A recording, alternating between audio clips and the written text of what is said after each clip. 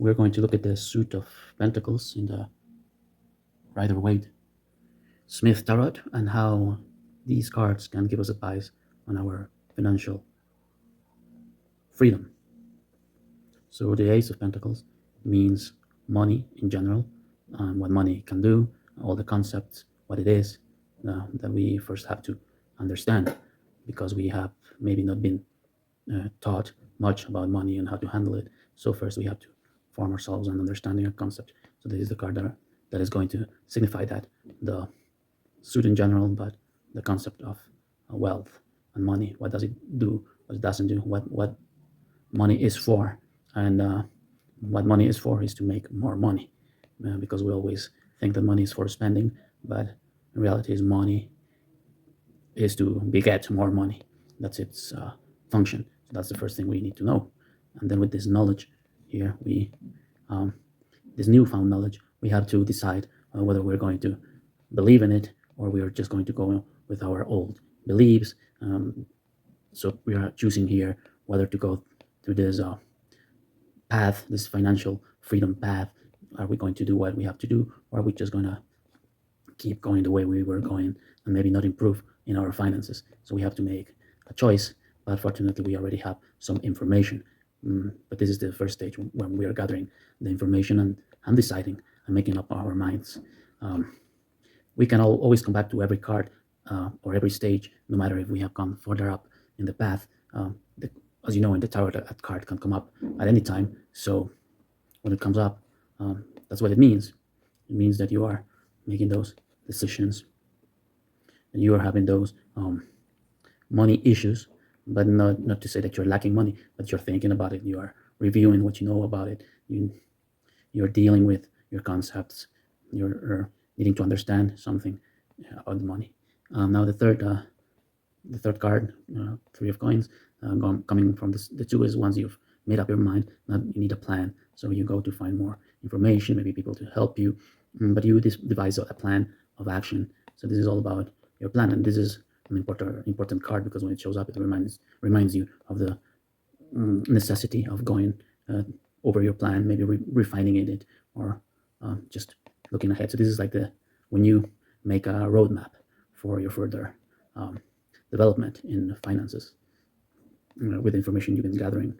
And the first thing you do when you have your plan and you decide to act upon it, you start then implementing it. And this card this is what it means. You start to plant yourself firmly, and you understand, for instance, the value of saving money now, and you have your plan, and you have the idea of paying yourself first, and because you have gathered information and you have made a plan according to that. So if you've read that book, The Richest Man in Babylon, that's the mind frame that this guy here in the Four of Coins has. So he's like the guy that's going to be like the manager of your finances now. You become your own manager, and you're going to have your thoughts integrated with your feelings and with your actions.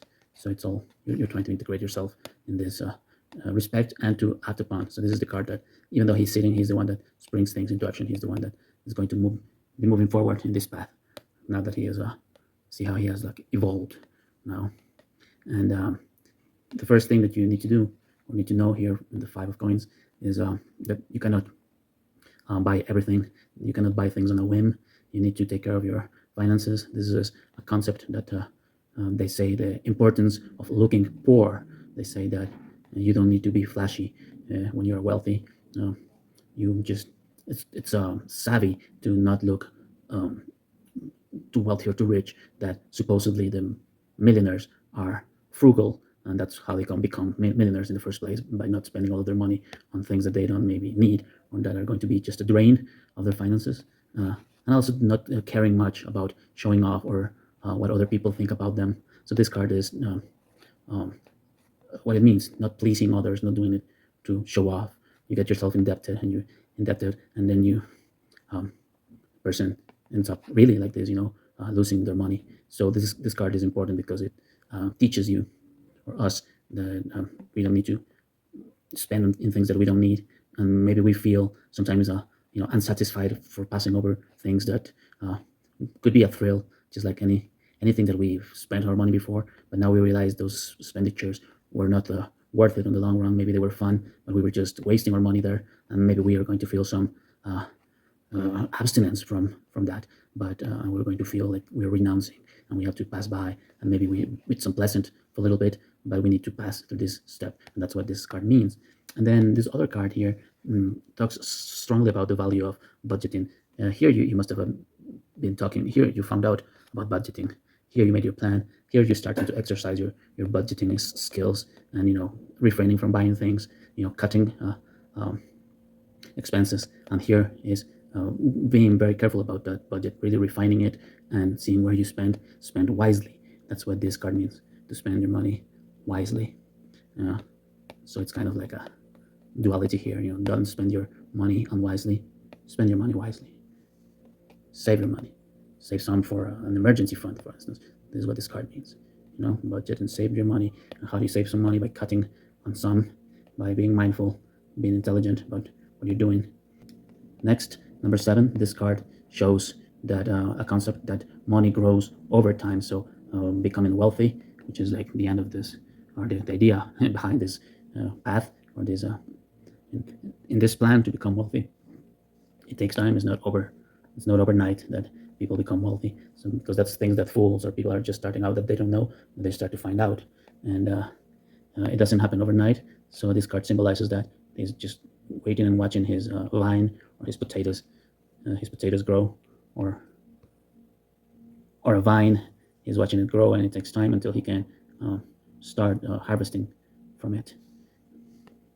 But after that, after you've gone through all those things and you start saving, and you maybe have some compound interest that's starting to work on your favor, or you have you start to invest here. So this card is all about the work or investing, that you're not going to become really wealthy necessarily just by your breaking your back, but that you would really need other investments, other assets.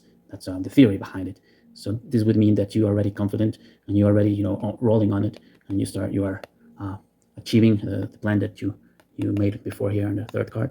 By the 8th card, you're already rolling with it. You already know how to save, how to pay yourself first, how to invest, how to wait for your income, and how to you have it all pretty much rolling and down. That's what this card means. It's rolling. It's going on. You're achieving it, but you're in the midst of it too. You're not ready. You're not ready where you want to be, which is here. This is like the pinnacle, number 9 of coins, when you no longer have to actively work, either in the your day job or anything else, really. Just minimal work. You just enjoy your wealth because you've made it. So this stage is really nice, really rich, but you still have to be actively involved. Here is you're not involved. So this is when you start receiving passive income from rents, or from royalties, or from compound interest. It all starts to pay off, and you don't have to really worry about it, because you also spend less than you earn, and you follow all the tricks and all the things. And it's been a while that you've been in this path, so now you can really enjoy it. So this is like the best moment, and if you're in this moment, you need to really enjoy it. And this is what this card means. If it shows up, it could be like a reminder or a projection of where you can be going, if you do it all right.